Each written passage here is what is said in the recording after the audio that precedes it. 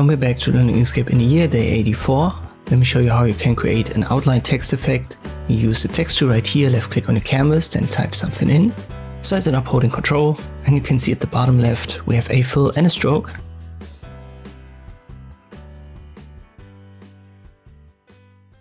And we get rid of the stroke.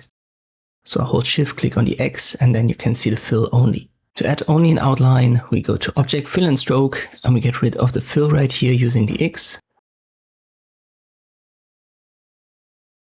Then we add a stroke paint, and as it's a little bit thick, it looks like a fill. So we just go to Stroke Style and adjust the width right here.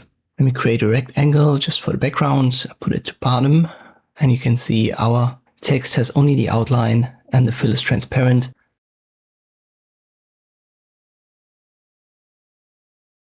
You can change the color on the stroke paint right here using the color wheel, or you can hold Shift and left click on the color swatches at the bottom.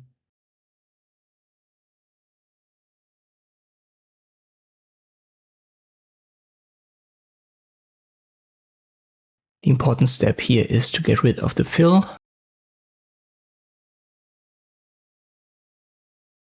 And also check the stroke style. The width can't be that big, because if it's too big, you can see it fills itself because the stroke is then so thick that it from both directions overlaps. So don't go too high, but at around 2 mm we should be good here. And this is how you can create an outline text effect in Inkscape. I hope this video was helpful. Thank you for watching, and I'll see you next time.